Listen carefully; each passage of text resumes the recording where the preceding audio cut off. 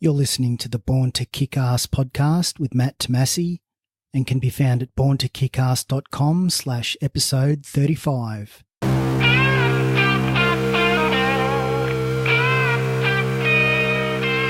Welcome to the Born to Kick Arse podcast, where you're introduced to the most fascinating people on the planet. Learn the ingredients of greatness that you can apply to your life. And now your host, Matthew Tomasi.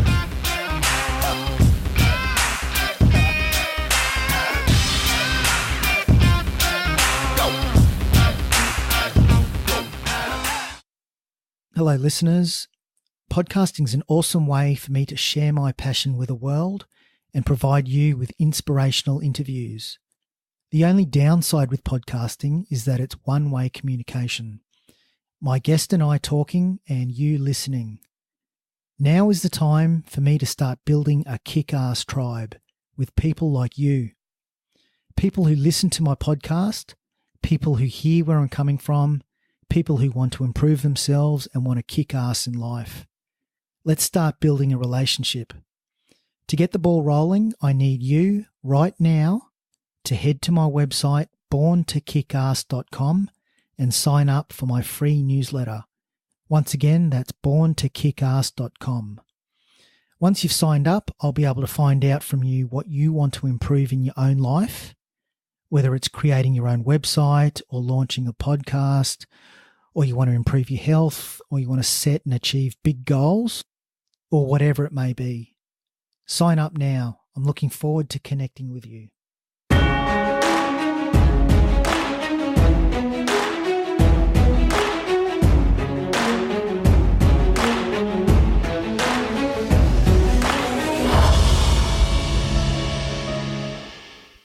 Braam Malherbe is an international motivational speaker, adventurer, conservationist, author, and philanthropist. In this episode, Braam talks about his troubled youth and the night that changed the course of his life. Braam also shares what it was like running the entire length of the Great Wall of China, his South Pole expedition, and his upcoming row across the southern Atlantic Ocean from Cape Town to Rio de Janeiro.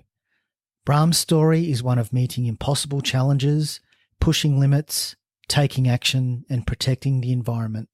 Enjoy the interview. My guest today is an international motivational speaker, an adventurer who's done some incredible adventures, including the Great Wall of China, the full end-to-end entire distance. He's trekked to the South Pole and he is planning to row from Cape to Rio. He is also a conservationist, an author, and a philanthropist. Braam Malherbe, welcome to the Born to Kick Arse podcast. Thanks so much, Matt. Good to join you. Yeah, you've done some incredible things, which I really want to get into, and you've got an incredibly inspiring story, and you're sought after all around the world delivering your incredible message. Can you maybe give us a background on yourself, where you grew up, and I guess how you sort of got into this lifestyle of, the path that you're on now? Sure, Matt. I think the humble beginnings really were through nature. I'm born and bred in Cape Town, South Africa, and at the age of 15, I was very fortunate and privileged to attend what we call a wilderness leadership school in the African bush. Big Five territory, and that event changed my life, literally, for a while anyway. Our ranger, a young chap, probably not more than 25 years old, but certainly wise for his years, he sat us under this tree to get us out of the hot Zululand heat, and he gave us a hard-boiled egg. And he said, guys, before you eat it was basically part of our lunch ration, and he said, before you eat it, crack it on your pip and break the shell. Let's liken the egg for a moment to the planet. And he said, if this egg is the Earth, what part would constitute this blue air, this blue sky, this air that we take for granted every day of our lives? And us youngsters said possibly what a lot of your folk would say that are listening to this, and we said the shell. And he said no, and he cracked it on his shell, and I'll never forget this, Matt. He peeled away that little fine membrane, that's under the hard-boiled egg, and he held it to the light. It was almost see-through, and he said, guys, this is how fragile the planet is. And this was, just to give it perspective, this was way back in 1974, when there was no talk on climate change. We weren't aware that the Earth was going pear-shaped at a rapid rate of knots. And he then issued us with a challenge, and he said, what are you going to do when you get back home to be an asset to the planet? And for me, that was a biggie, because, here I was trying to finish my final year of schooling, and now I'm expected to be an asset to the planet. And I took it literally because I'd always been keen on nature and outdoors. And my dad showed me a picture of a beautiful lagoon system just up on the west coast of South Africa that was under siege. It was under threat into 1975 because a railway line terminal point was going to be a jetty butting out as a solid concrete structure into this lagoonal system. And the Wildlife Society of South Africa were up in arms because they thought, or they believed, that the current flow would be altered and certain endemic species as a result would be driven to extinction. And no environmental impact assessment had been conducted. And they needed a considerable sum of money back in the day. And I said to my dad, I'm going to raise that money. Now, bearing in mind, I was a schoolboy. And my dad said, great, so how much is it? And in Aussie dollars, I'm probably guessing 5,000 Aussie dollars. And he said, well, don't look at me. And I said, yeah, but lots of small amounts can make a big difference. And he said, well, what have you got in mind? And I said, well, I'm going to run a long distance. So this was my first foray into running. But right there, Matt, you can see there was the purpose. So I wanted to run a distance and get my fellow school chums to donate a percentage of their pocket money, their weekly pocket money per kilometer I ran. So that was kind of the concept. And then, of course, my dad said, well, where do you want to run from?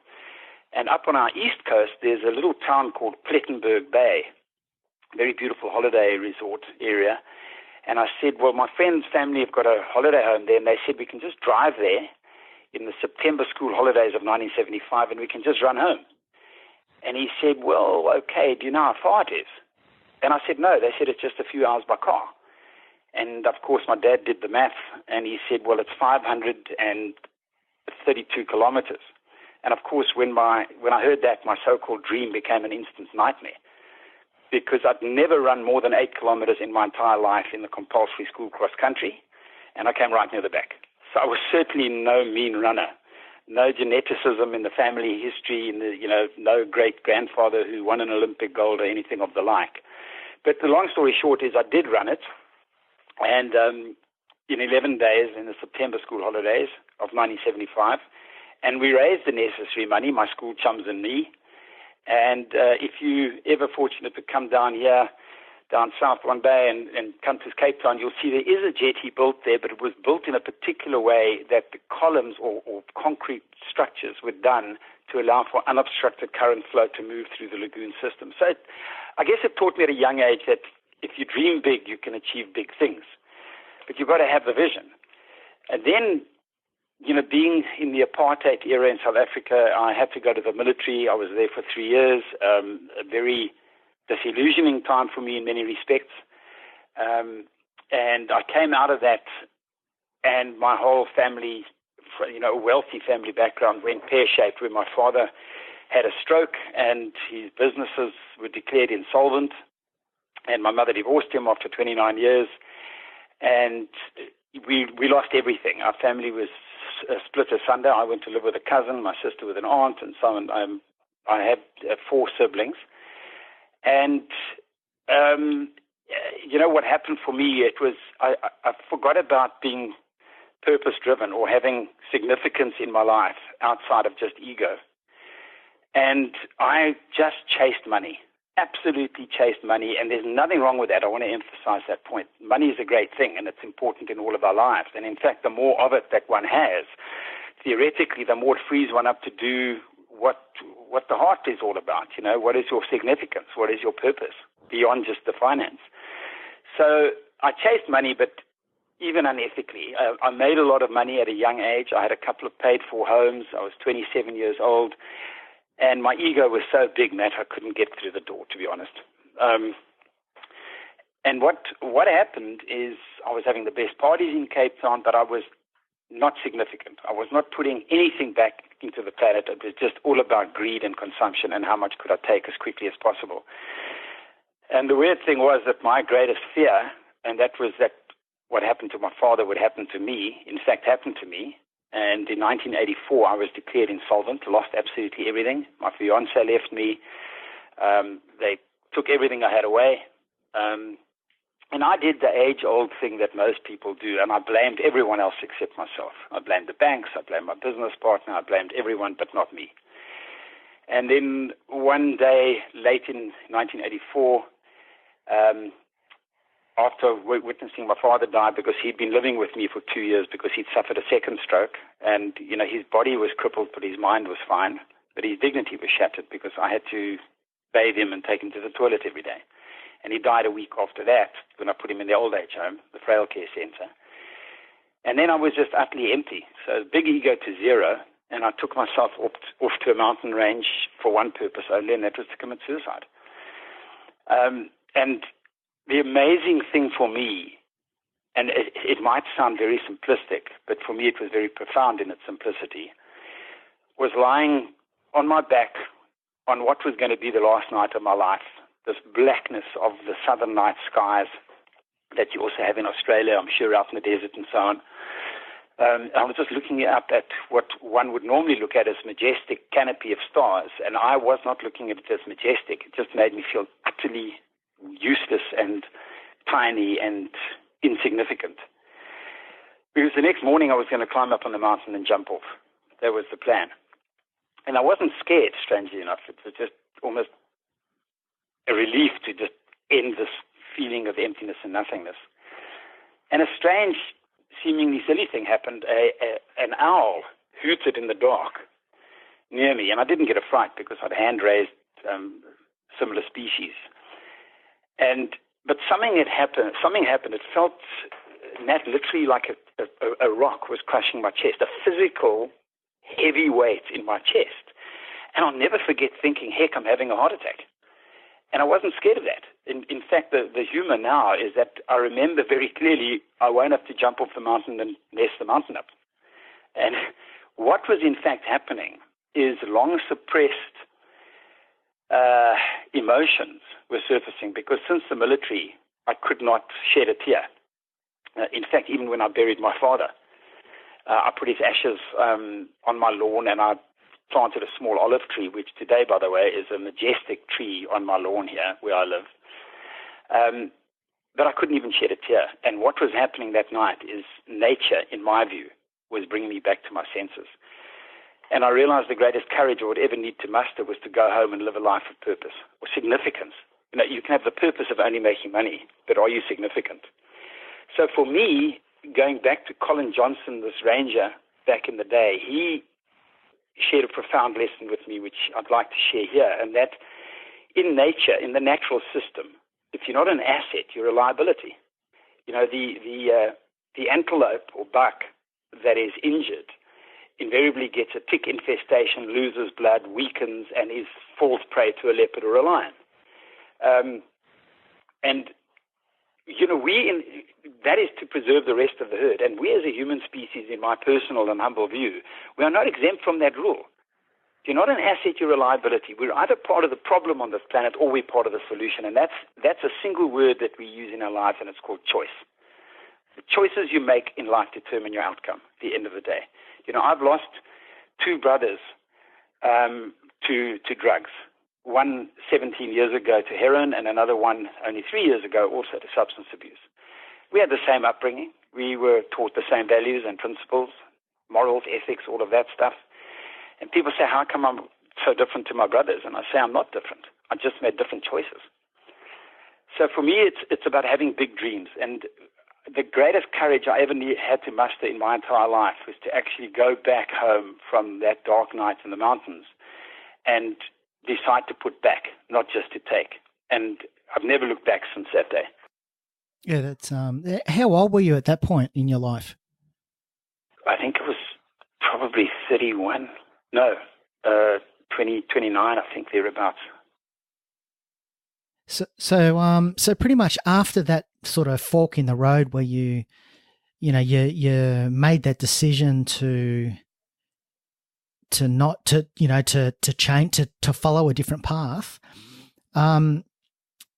was it easy to sort of stay on that path in terms of, that on that night you sort of made that decision that, no, I'm going to make a difference. I'm going to try and contribute back to the world. Was that a fairly easy, from that moment moving forward? Did you ever sort of stray from that path, or was that your? No, I pretty much stayed on it. I pretty much stayed on it. I started doing youth development work for underprivileged communities. I still do that today. That's my freebie. That's kind of putting back.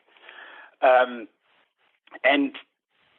I always say to people, the youth that I talk to, particularly in schools and so on, but even corporates, when I do some of the motivational talks, in fact, I did one in Brisbane 2 years ago. And I say that if you follow your passion, genuinely, your calling, the money will come. But when people are chasing money only for the money's sake, they're often dismally unhappy. And I mean, I've seen this. I've got people that are friends of mine, lawyers, doctors, and they're not happy. I'm not saying lawyers and doctors aren't happy, but a lot of people aren't, because they've chosen a path that is secure, and nothing wrong with that. But are they passionate? Simon Sinek, on his TED Talks, he speaks about people do not buy what you do, they buy why you do it. It's a personal story that everyone can resonate with. Why do you do what you do? So for me, I came back and I became an honorary game ranger for South African national parks. The very weapons I used in the army days, I now put to good use, and I train our rangers in tracking and counter-poaching or anti-poaching operations. So yes, I can't change the past of that apartheid regime, but I can sure change my future. So the youth development work I was doing, I was eventually getting princes from Saudi Arabia sending their sons to me. And of course, princes, it's lots of money. And I'll never forget saying, them asking me how much will I charge, and I gave what I thought was a horrendously high figure. And they said, "Oh, is that all?" Now, that's when you want to kick yourself. But so my passion grew. I started the volunteer firefighting unit for the Table Mountain National Park. In fact, went to Sydney to the 3rd International Wildland Fire Conference and learned a lot from them. And yeah, it's kind of, and please excuse me, I'm not coming from a religious perspective, but this is in different scriptures, from the Quran to the Bible to even science. Even science says the more you give, the more you get. What you put in, you get out. And I honestly have not looked back. And to have the platform to share stories with people is, for me, not an arrogance. It's a humbling experience. So everything I've done since then, so getting into the extreme adventures like, running the Great Wall of China, the first thing I said to my running partner, David, I said, why? What's the why behind this run? Is it just an ego thing because it's never been done? And, I chose a charity called Operation Smile. And they're international, and this is an American-based organization that do corrective facial surgery on children born predominantly with cleft palate and cleft lip disfigurements.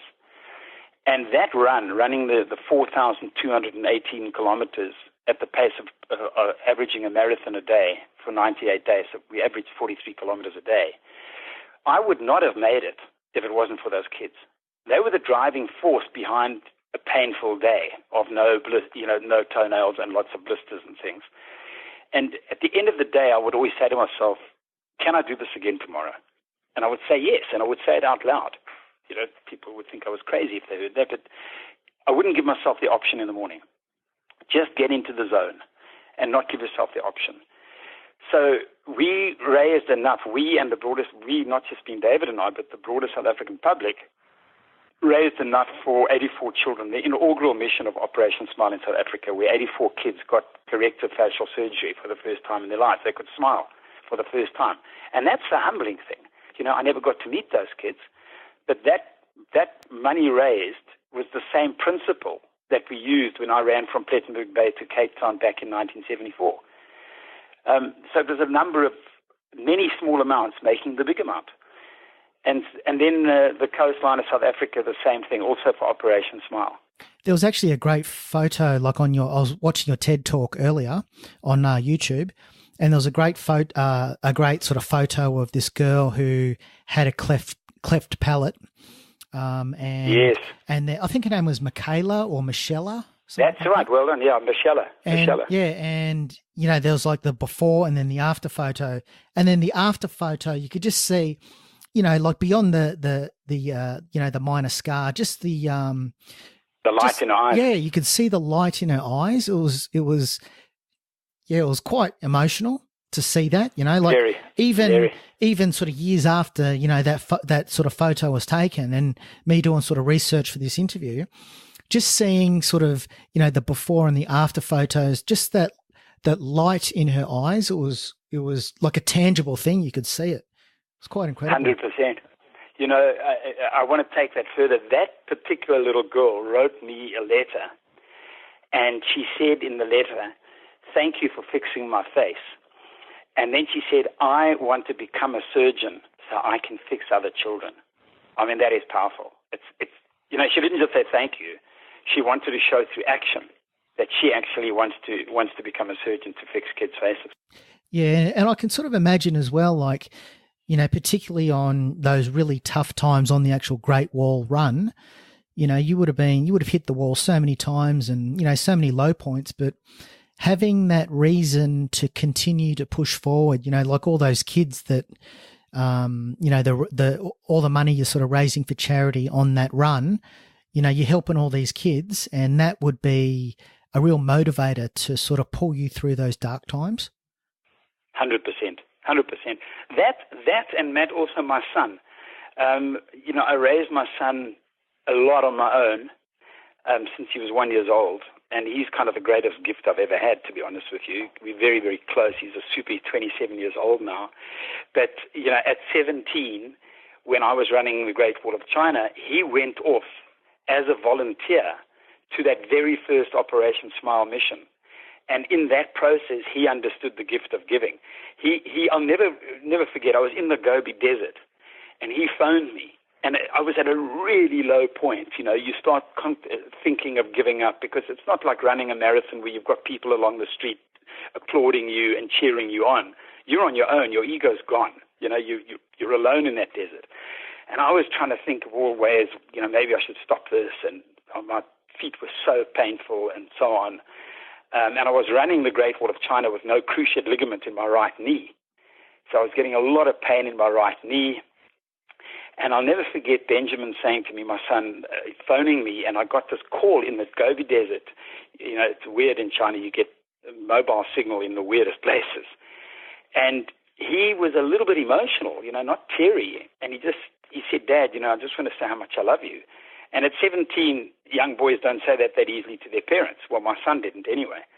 And I realized something had happened, and I said, "Thanks for that, but now why are you telling me that?" And he said, "Because I've just been watching a boy that I've been following with my camera for 3 days, and it's 3 days after his surgery now. And he's got tears in his eyes because he's got a little wire hoop, which he's dipped into soapy water, and he's blowing bubbles. And he could never do that before because of the cleft, he couldn't blow. He couldn't go." And my son realized in that moment how much he had taken what he had in life for granted. That was his turning point. So that kept me going for another week. Like, you've done so many different adventures, like massive adventures. What was it, or what is it about like extreme endurance that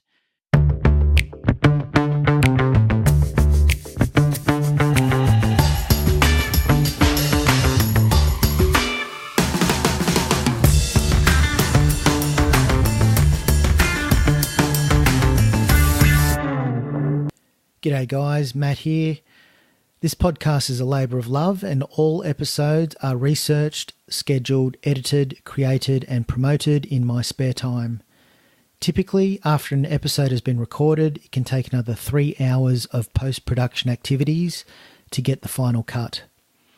If I'm providing you with value and you wish to support my vision of sharing these inspirational stories to the world, you can do so at borntokickarse.com and click on the Patreon banner.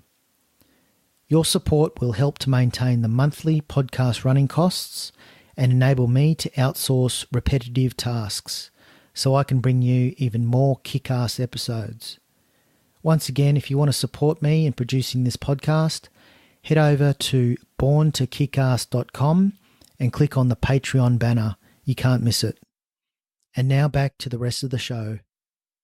You could use these incredible adventures as a leverage for getting your message out to the world? Was that for greater good? 100%. But I must say it evolved a little bit differently because I started by running marathons. After running that Plettenberg Bay to Cape Town back in 1974, I got into marathon running. But that bored me, just plodding along a tar road. It became a bit boring after running Comrades and Two Oceans, which are famous marathons down here in South Africa. And so that evolved to triathlons. So I then started the swimming and the cycling, and I'd always been a keen cyclist. And then I still just had a calling to do more trail running, so get off the roads. And I live in nature. I live on top of a mountain here in Cape Town. And I run out of my gate and I'm on a single track. And I just enjoyed this harmony in nature, running in nature. So the triathlons then progressed to what we call adventure racing, where you work with compasses, not GPS, 1 in 50,000 maps and so on. And they're 3 to 5 day events.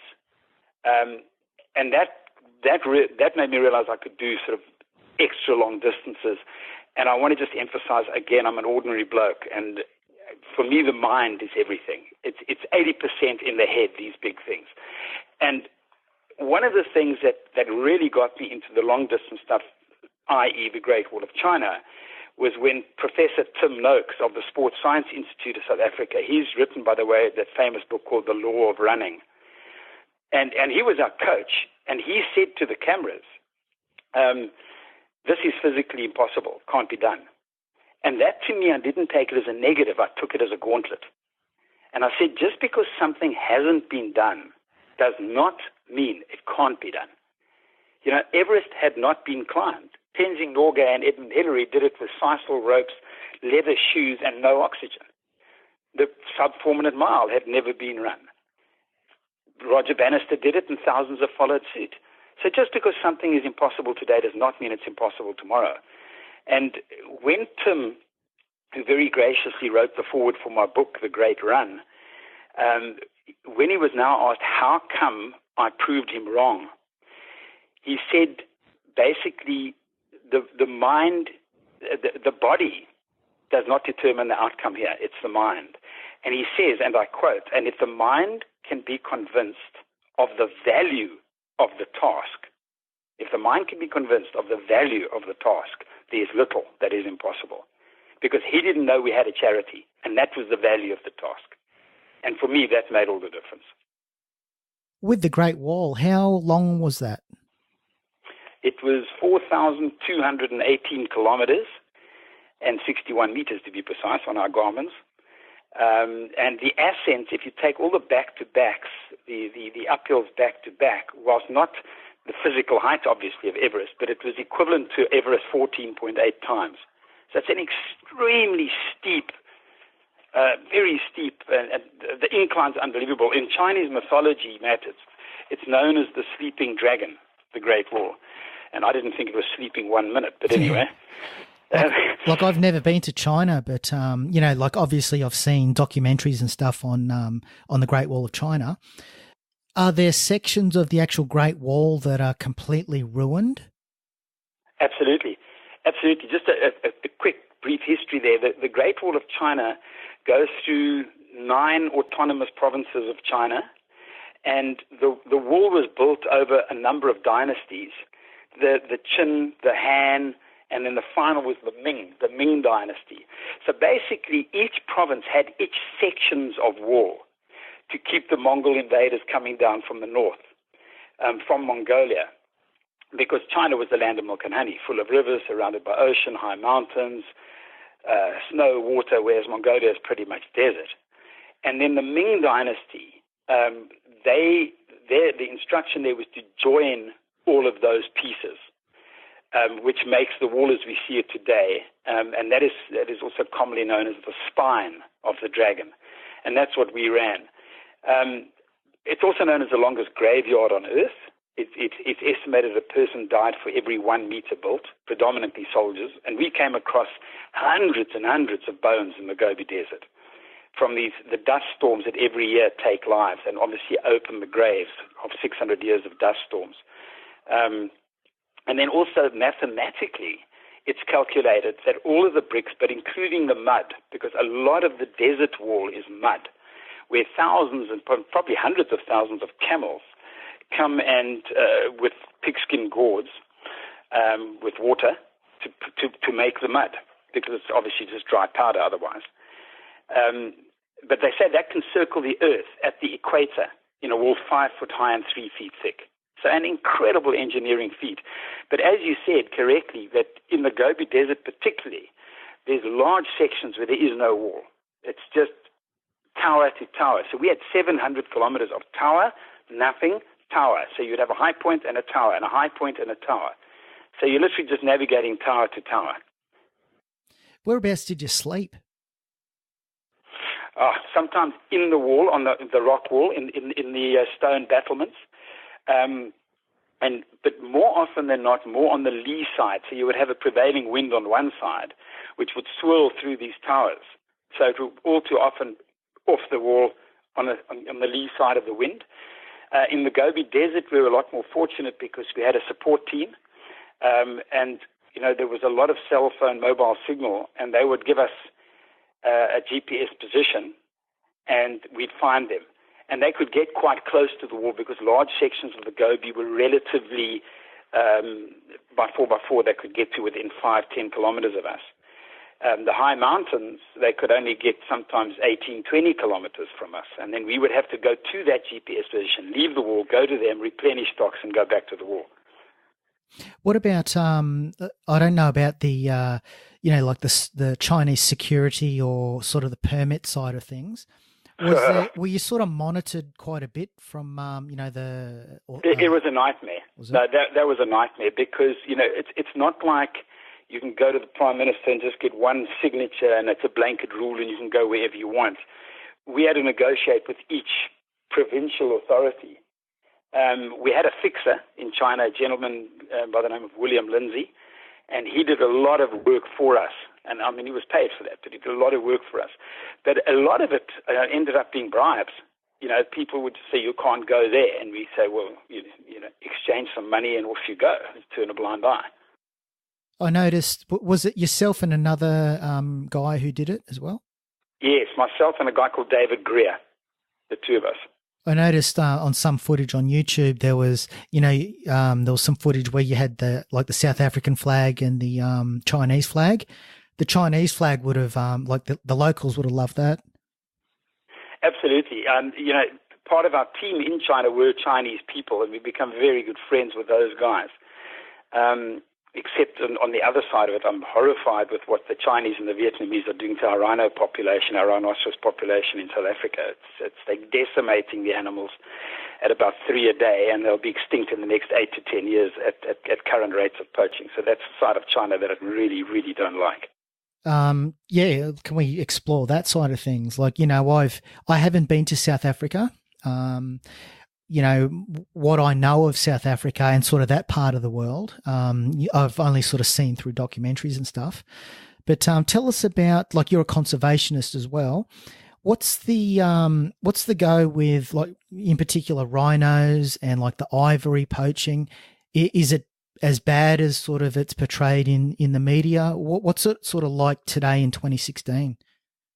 To be honest, Matt, I would say it's worse than it's portrayed in the media. I've had first-hand experience of having to kill a rhino calf because it was trying to suckle on the 2-day-old carcass of its mother.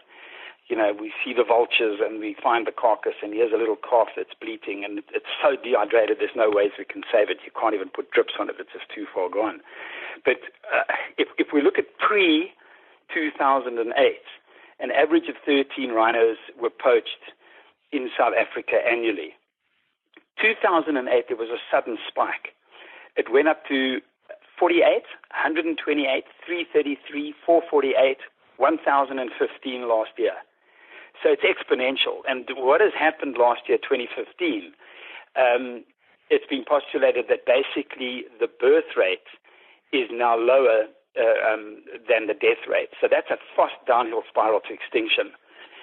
It's currently one of the most valuable, if not the most valuable commodity per gram or kilogram on Earth, where the rhino horn is selling in the Asian markets for somewhere around 60 to 100,000 US dollars per kilogram. Per kilogram. That is worth more than gold and platinum combined per kilogram, and the average horn is about 3.5 kilograms. And you know, it's horrendous. I'm busy fighting governments at the moment to try and change the rules of engagement to a shoot-to-kill policy, which might sound horrendous, but these animals cannot speak, and I feel I have to speak for the voiceless. I'm a director of an organization here, an NGO, non-profit, called Accountability Now, which is worth looking at on the website. In Kenya, there is a shoot-to-kill policy. There's zero poaching. In Botswana, there's a shoot-to-kill policy. No poaching. Go figure. At the moment, there's every... Sorry, can I just ask, when you say shoot-to-kill, what do you mean? Is this shooting the poachers? Yeah, exactly. So a poacher comes in, whether it's a South African person from the western boundary of the Kruger National Park or a Mozambican from the eastern boundary, the person is coming into picture the scenario. Someone arrives in Australia illegally with an automatic weapon, breaks into your bank and steals your gold. They would be shot on sight. Not so. We're not allowed to do that. We are only allowed to shoot the poacher if he shoots at us first. So the person is illegally in your country with an automatic weapon with intent to kill. So we're trying to change the rules to say, give them fair warning, give them 100 days notice around the world. If you come into this country with an automatic weapon and shoot an animal, you will be shot. Give them fair warning. But at the moment, there is every incentive for the poacher to come and kill the rhino or the elephant or the lion, which is the latest thing, but there's no incentive for them to not. That's the danger. And the guys that we're apprehending, the people we're catching on the ground, are getting off on pathetic bail of 1,000 rand, which is no money, it's monopoly money, and they come back 2 or 3 days later. Yeah, it's shocking. It's really shocking, and we need to change these rules of engagement. And also, we're lobbying on another area where we are calling for the magistrates that serve the sentences to give a no bail 5-year minimum sentence as another incentive to save these animals from extinction. The latest thing that's happening, the figures I heard recently. Just this last month of September, 11 lionesses were killed. They poisoned, baited meat, and they poisoned, and they cut just the feet and the head off. They skin them, freeze them, and they sell them in China as though it's Bengal tiger, because the Bengal tiger is virtually extinct. So they're pretending these are Bengal. So they're killing lions now. That's the newest thing. Yeah, that's disgraceful. It's shocking. Do the good guys, do they sort of proactively go out and try and deter the poachers by cutting off the horns of rhinos and the tusks of elephants? Well, you can't do that. You can't take the tusks of elephants off.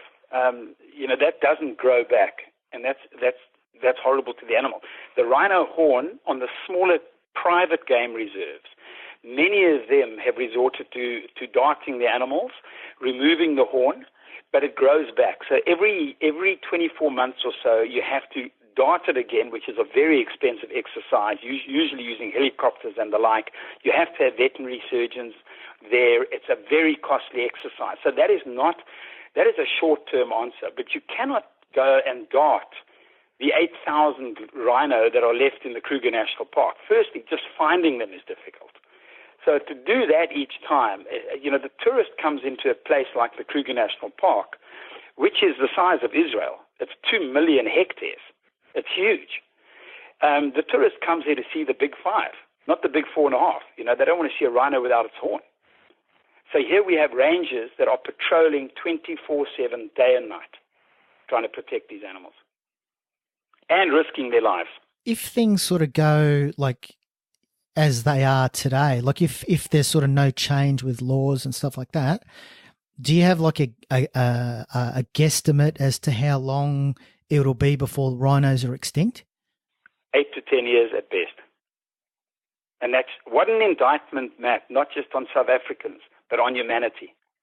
What an indictment, because you've got to look at the end users. We're trying demand reduction strategies through educating the Asian markets, but I don't think we have the time for that, because this is ingrained in 5,000 years of history.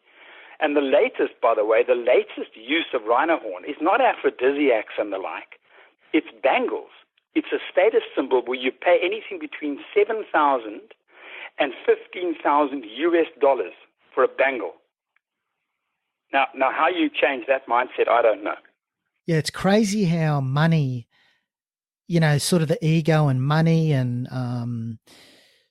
sort of the status symbol in society is just that false side of humanity is it is destroying. It's greed. It's greed and overconsumption.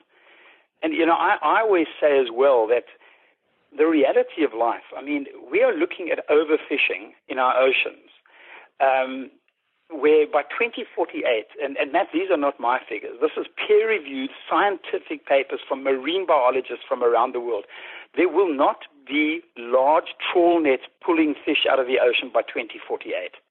That's a nanosecond. That's round the corner. They say there'll be more plastic in the ocean by 2050. So when I speak to adults, and I speak to many of these adults as parents, I say, are you really concerned about leaving a legacy for future generations, your children? Because if you are, you've got to get involved with being part of the solution. You cannot continue with business as usual. We have to make changes. And that's the one thing that humans resist at their peril. We resist change, and yet, again, a wonderful lesson from nature is you grow from change. You evolve because of change. That is what has happened in the 3.4 billion years of life on Earth. It's an evolutionary process which constantly embraces change. Humans resist it. There was Charles Darwin made a very powerful statement. He said, it is not the most intelligent nor the strongest that will survive. It's the one who most accepts change.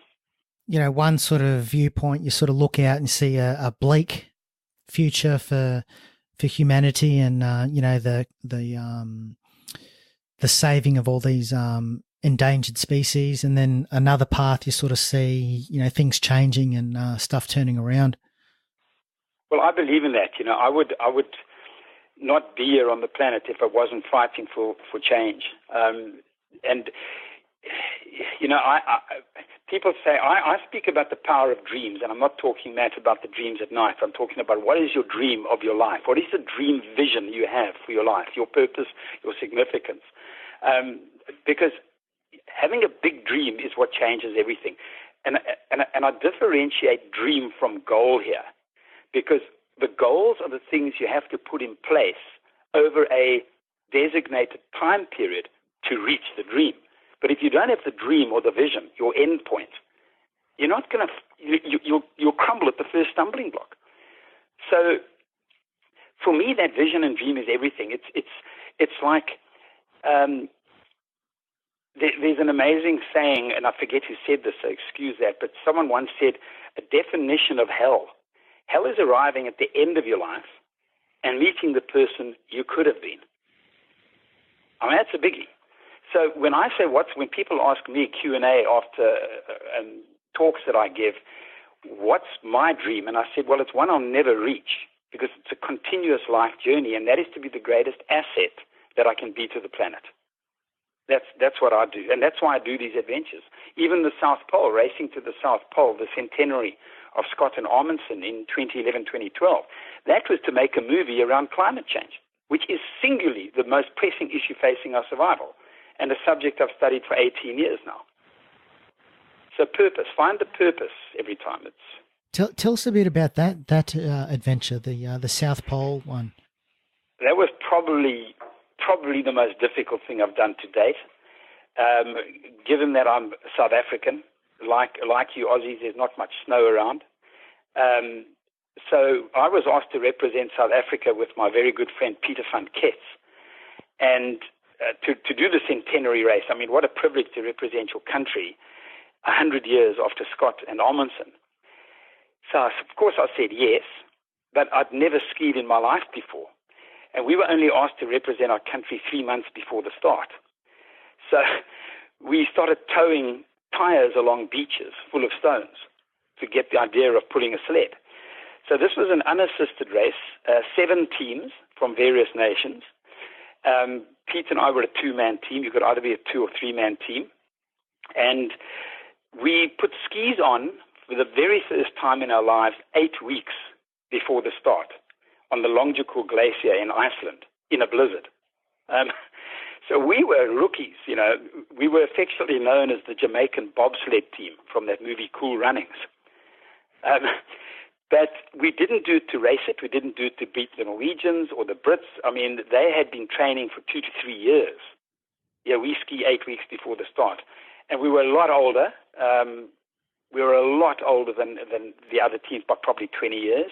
We still came third. We helped the British team, which had been disqualified. We took a lot of their weight and we got them to the pole. It was 24 days of cross-country skiing in the bleakest of conditions, minus 49 Celsius or 45 Celsius, sorry.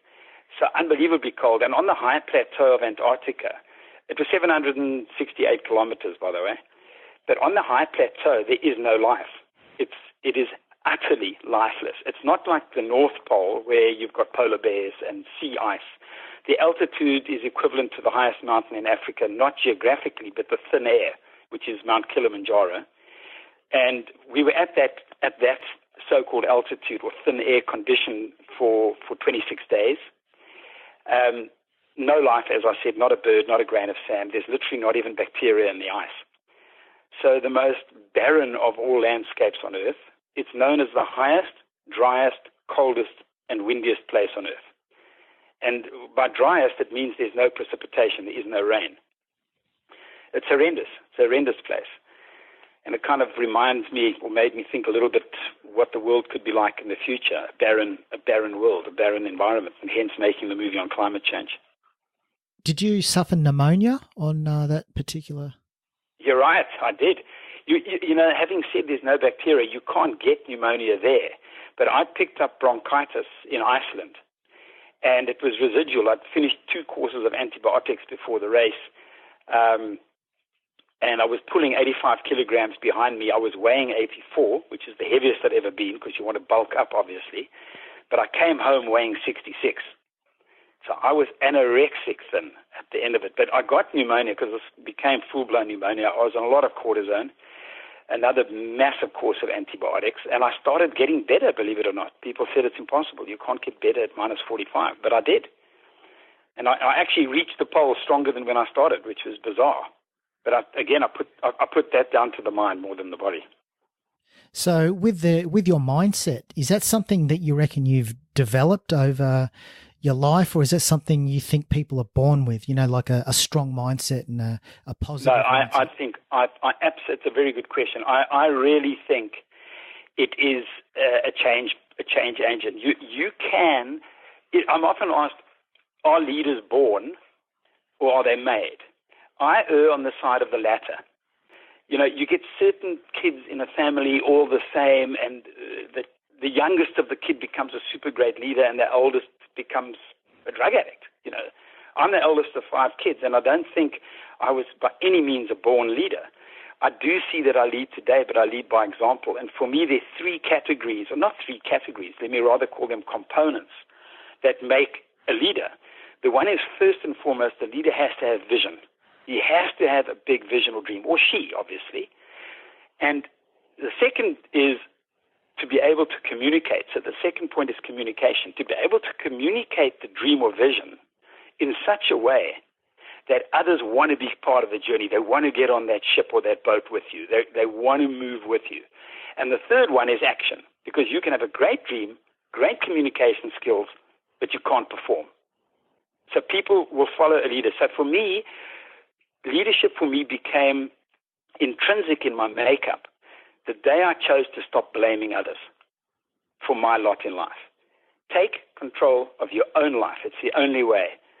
And if you want to live a life of blame and entitlement, which is sadly so pervasive in the world today, you're not going to be leading anything. But if you say, what can I do differently? What can I put back? Then people look at you because you're a person of action. And that for me is very important. So for me, it's something I continue developing. I don't by any means think I'm at the end of my game. You know, I've got a huge amount to learn, and I try to learn on a daily basis, meeting new people, meeting different people, hearing their stories, seeing what I can glean from them. It's sharpening the saw, you know, all the time. Tell us about DOT. Okay, I'm going to make a massive statement here, Matt. I believe that the DOT concept can change the world as we know it. A lot of people, when you speak on climate change, you speak on overfishing, you speak of ocean acidification. As we've just spoken, we speak about the lions and the rhinos and the elephants and so on. It's almost emotional impotence. It's such a big problem, we can't fix it. But let's stick to that same principle that when I ran from Plettenberg Bay to Cape Town way back in 1974. Many small acts end up creating a ripple effect that can change the world. So DOT simply stands for do one thing. Do one thing. Stop complaining. Do one thing positively for the planet. So we are launching a DOT app. It's currently in development with our shareholders, and it's a free download for anyone in the world in around November, early November this year. And DOT has 4 categories, the 4 most pressing issues facing our survival on Earth, and those are waste, water, conservation not just of rhinos, but of honeybees and plants, of all life on Earth, and energy. Those are the 4 biggest pressing issues facing our survival: energy, CO2 emissions, and so on. So this is like Facebook for the planet. Anyone can get on that app. We want it accessible to the poorest of the poor and the richest of the rich. And that app launches in November, building up to getting 1 million people on that app by the time Pete and myself start the Cape to Rio row, which is Cape Town to Rio de Janeiro on the 1st of January 2017. So pretty much 3 months today, just off today. Today being, the 2nd of October. So we're going to be rowing 6,700 kilometers from Cape Town to Rio. No one has rowed the South Atlantic before. We will do it. I don't mean that arrogantly. You've got to believe in the end point. And we are saying we all pull together, because we pull about 2.3 million pools in our boat. And we're saying every pool we make, you can see it real time on the app, because we have a little magnet that every time we push our seat back and do a pull towards Rio, it's counted. You can track us real time on the app. We've got a virtual camera on the app, on the boat, that you can actually see every sort of 12 hours or so the whales in the water, or Pete or me rowing. We'll be sending out strong motivational messages to people. We're saying, please don't let us get to Rio without another 2.3 million people on that app. And to give you a simple example, let's just look at the water category. Put a brick in the toilet system. That's a DOT. Then the ball valve down. That's a DOT. Every time you flush, you save a liter of water. Shower, don't bath. That's a DOT. And I'm just talking water now. Don't shave. When you're shaving, guys, switch the tap off. When you're brushing your teeth, people, switch the tap off. All of these things are DOTs. So imagine millions of people doing one thing and challenging others. So it's not how many DOTs Matt does. It's how many people you can get to do your DOT. And this is all monitored through your profile on the app. You download your profile, picture of you, YouTube clips, everything. So I'm really hoping that your blogs and your site will support what we're going to be doing. How's your training going for this row from South Africa to Rio? It's going well. It's a slow process. I have a mind coach. I have a guy that's taught me. He's a psychologist who's taught me self-hypnosis, which is not the kind of hypnosis most people think, where you don't know what's going on. You vary together. It's how to get into the zone. This is just one aspect of training. I look at 4 aspects to training, a training regimen. Equilateral triangle is rest, both your sleep at night as well as rest between sessions. The other side of that triangle is your sustenance, what you put in your body, the fuel you put in your body. And the third, of course, is the exercise itself. And in the middle of that triangle, I put the word mind. So the mind training is I do a 30-minute exercise, breathing exercise technique daily, which is a very quick inhalation and a very slow, long exhalation. And what actually happens chemically is you drop your adrenaline, which is how most of us run our lives, and you increase your serotonin. And it's amazing what that does. I've been doing it for about 2.5 months now. It's changed my life. It's phenomenal. The physical side, I'm on a rowing machine pretty much most days, the erg, and you can set it at different variations of tension. I have it on my lawn. It faces the ocean. I look at the ocean from where I'm sitting talking to you right now, and I'm looking exactly in the direction of where I'm going to be rowing. So that is, again, a mind thing. And you build up to rowing half an hour every day, to an hour every day, to 2 hours every day, because our rowing regimen, Nat, when we get on this thing, is 2 hours on, 2 hours off. So I'll row 2 hours, Pete will be sleeping, and we swap over. And we do 2 hours on, 2 hours off, 24/7 through the night for close on 3 months. So the boat we've got here, we put it in the water for the first time recently, and now we start the rowing session at sea, where we'll go out for half a day, come back for half a day, then go out for a day, come back for a day, go out for a day and a night, come back a day and a night. And so we'll increase over the next 3 months. What about your nutrition and your fuel, food-wise? How are you preparing? Are you sort of adopting like a high-fat diet? High-fat, high-protein. High-fat, high-protein, minimal carbs. It's very similar to the Banting diet. So a lot of fats, high protein. I don't do sugar. I do minimal carbohydrate, because that's old school thinking. Carb loading is nonsense. You can do that, but it doesn't work for me. Then also on the row itself, we'll have pretty similar to what we had in Antarctica, which is freeze-dried, dehydrated foods. And we'll have lots of little nice things that we can stick in there for flavor, and clearly a lot of fish. So we get a lot of omega-3 in the skins of the fish, and a lot of sushi, as it were. A lot of the flying fish crash into your boat, so you're kind of getting free fish.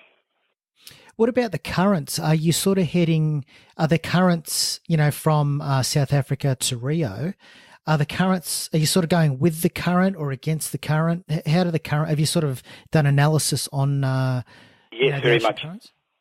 Yeah, very much so. We are doing it at the most favorable time of the year. You don't want cut-off lows and massive storms.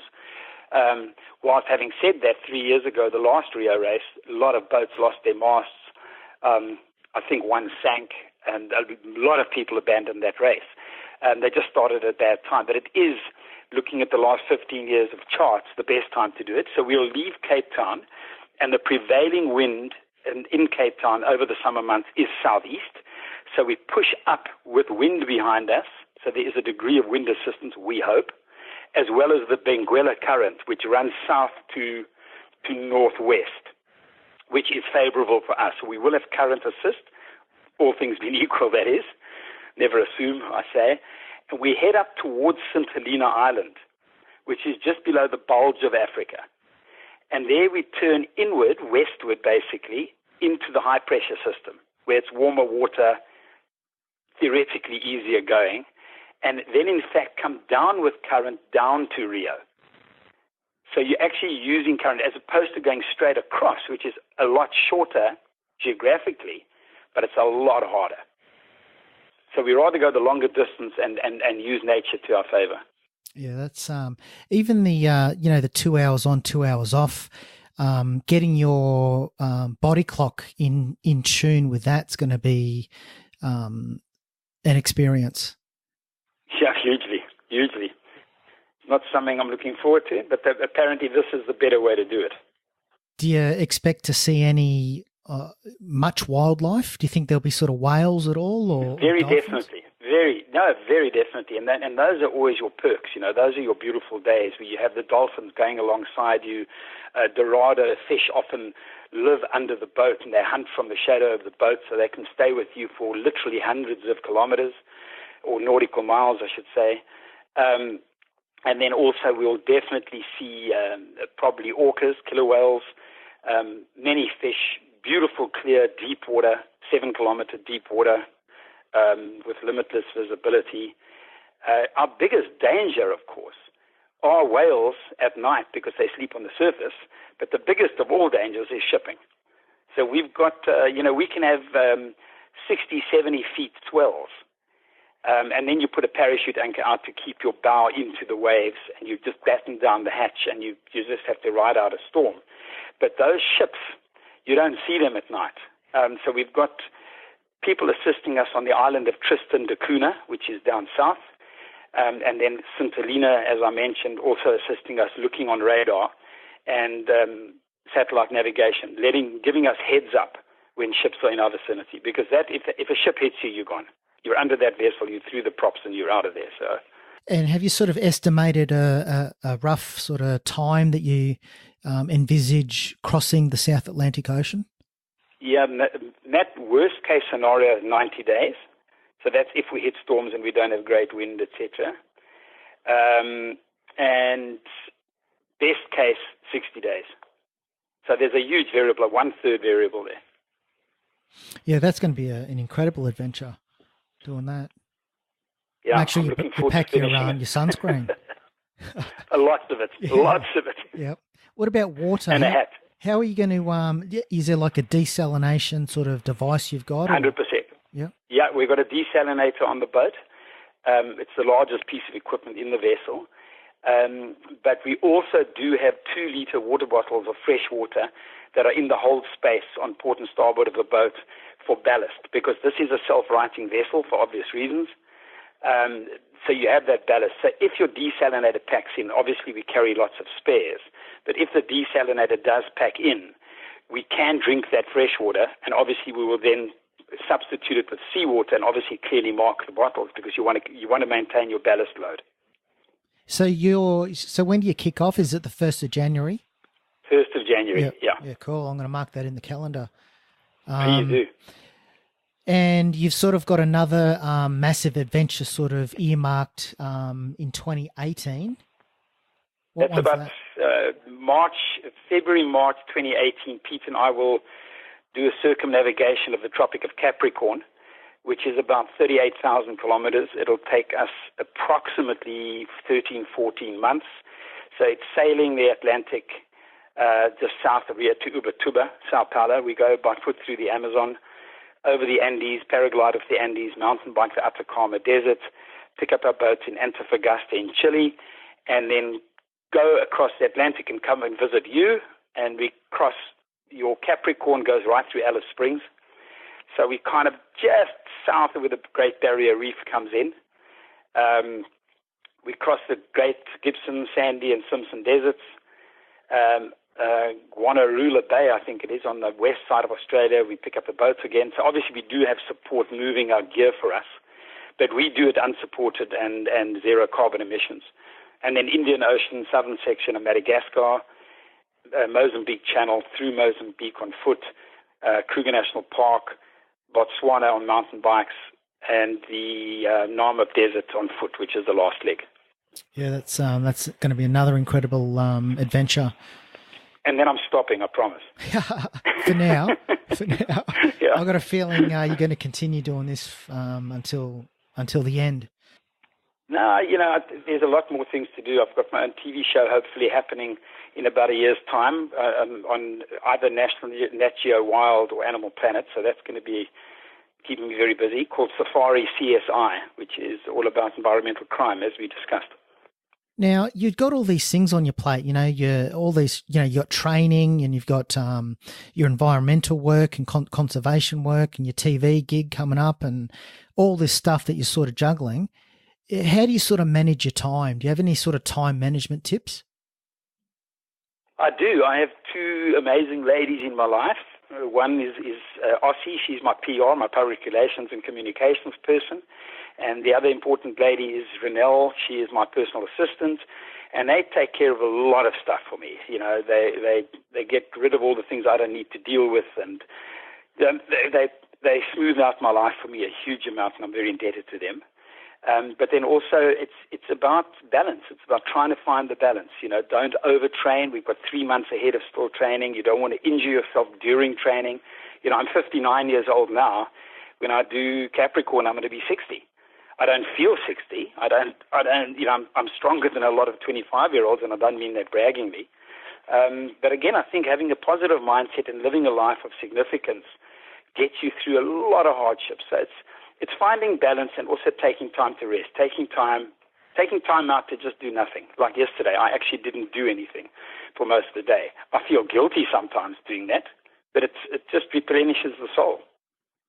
Now, with all these things that you've done in your life, is there a particular moment or thing that you can that comes to mind that you could really sort of say is your proudest moment?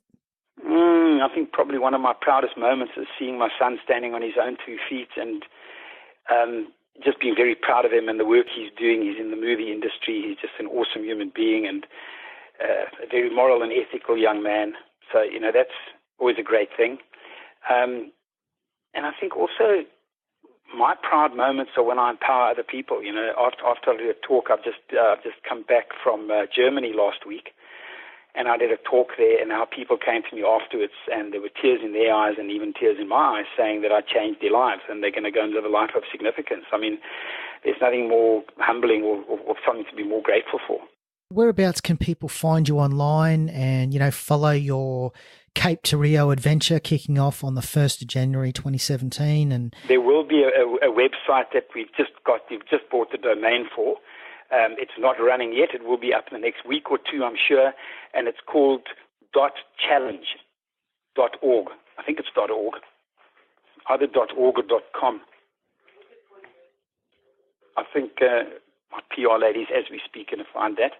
But then my personal website as well, there'll be a lot on there, and that is just my name, www.Braam Malherbe, BRAAM, and then MALHERBE.com.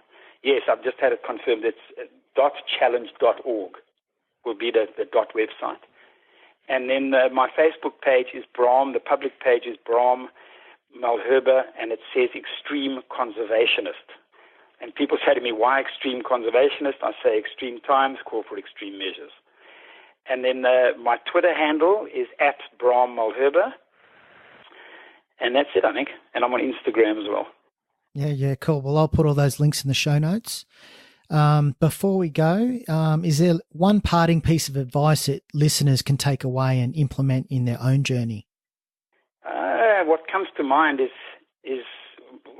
I'll share two. One is my own. I say it's not just about how much knowledge you have or how much knowledge you gain. It's about what you do with it. You know, you can have all the wisdom in the world and do nothing with it. You know, it's an action. And then my second one is a famous quote by Gandhi: "Be the change you want to see in the world." You know, love's an action. It's a doing word. Well, just want to say thanks for coming on to the podcast and sharing your story. It's incredibly inspiring. And good luck with the Cape to Rio. I'll definitely be following that. Yeah, I'm going to need a degree of luck there as well, I think, Matt. Thank you very much for having me on your show. Yep, no worries. And thanks again for coming on. Pleasure. Talk soon. Okay, cheers. Bye.